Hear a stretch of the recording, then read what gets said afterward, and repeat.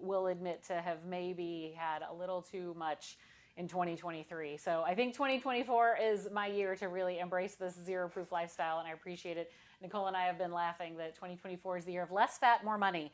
And so I think that making those smart calorie choices and non alcoholic choices are going to be a huge part of that.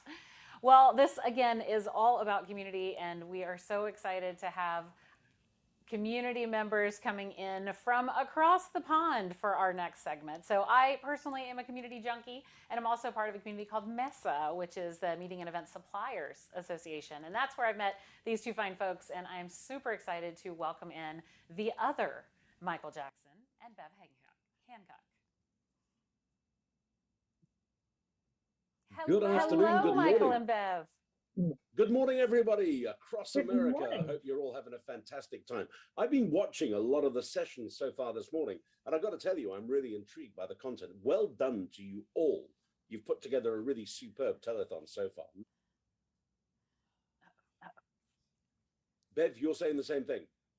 Pretty much. I actually want to go back to some that I've missed because there is huge value coming out of this. I love it. So let me introduce you then, if I may, to Bev and myself. I'm a keynote presenter and conference MC or facilitator. Congratulations. I know that's my 2024 plan. And what's happening ultimately is that I've worked with Bev across the planet, working on some really good conversational stuff to change the face of eventing, really, through dialogue and engagement. Oh, and by the way, this is Charlie. Say hi, Charlie. Give everybody.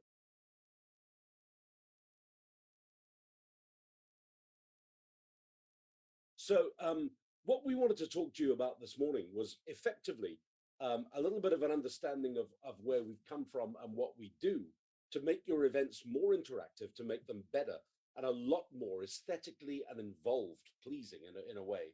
So ultimately, what we'd like to do is just take you through some thoughts. Let me just put Charlie down for a second because he's getting antsy about conferencing in its own particular regard. Conferencing to us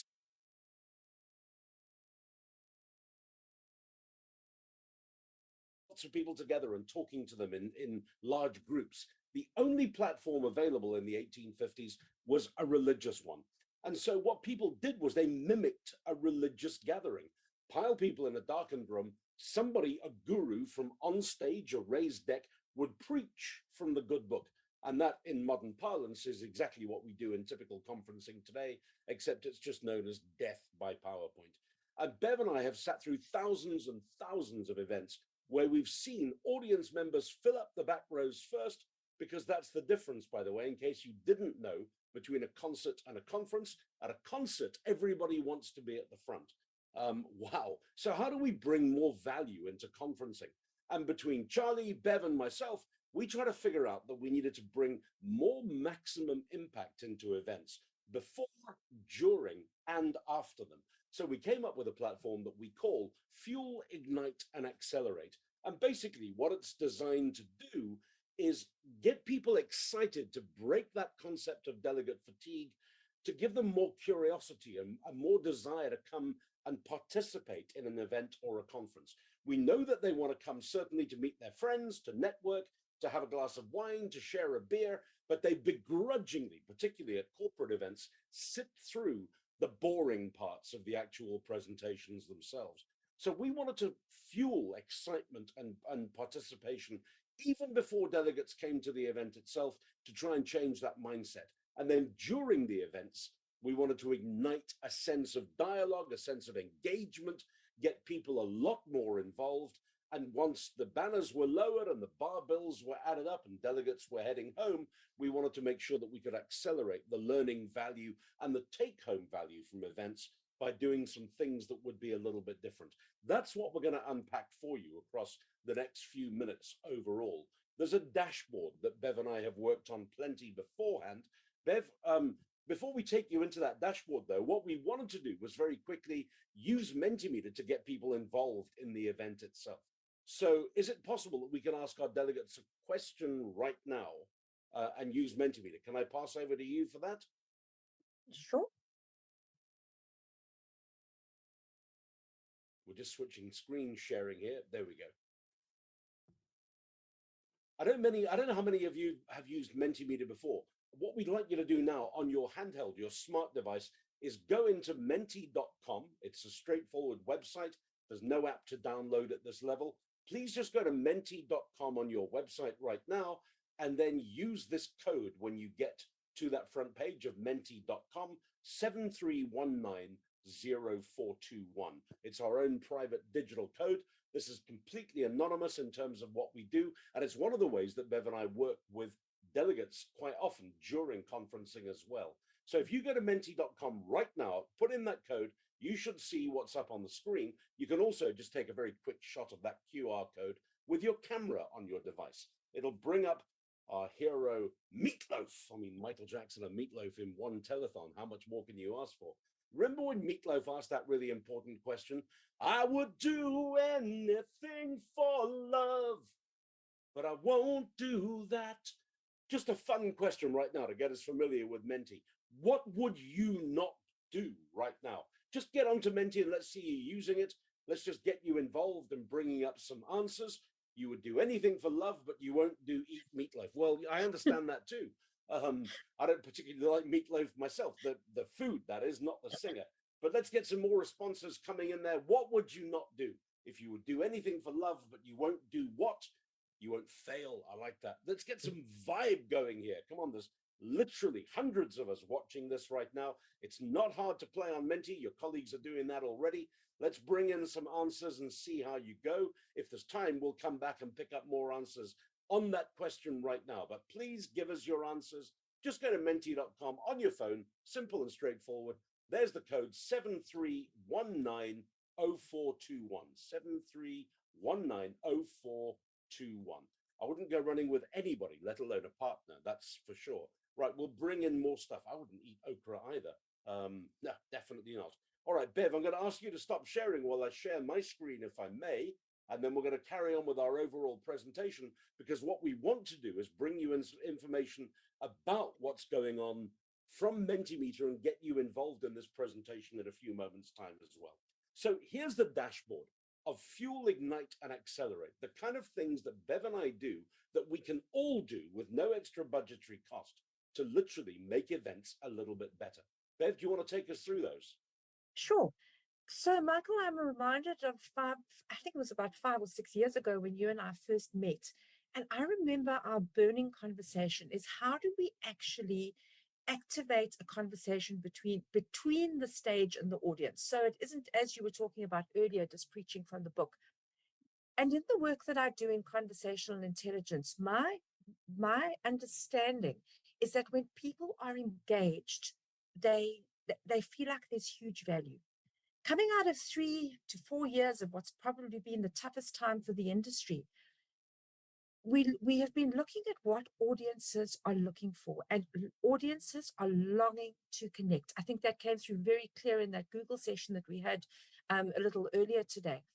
And we often go and look for the next big buzz in technology instead of saying, can we turn this conference event space into one where we deeply engage with each other and listen to all of the voices?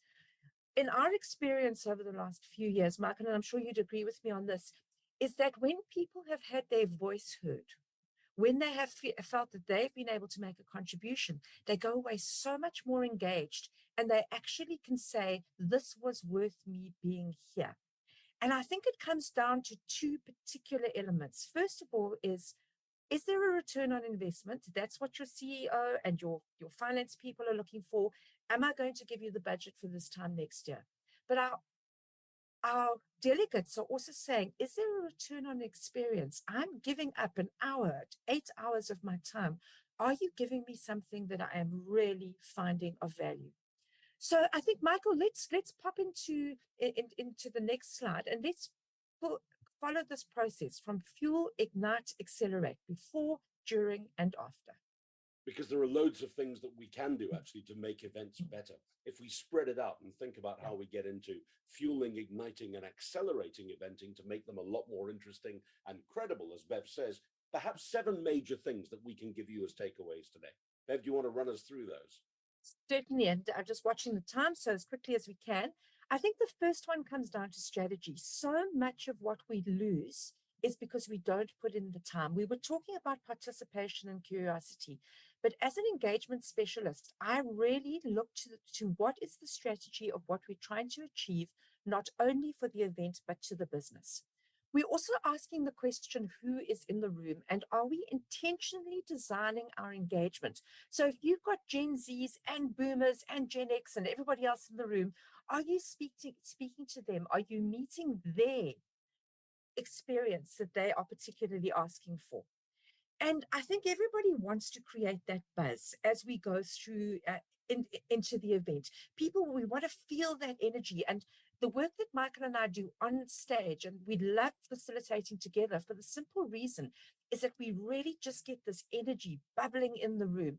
And when you have this kind of dialogue and this kind of engagement using tools like Mentimeter and all of the facilitation tools that we've all come to know, it is just so amazing.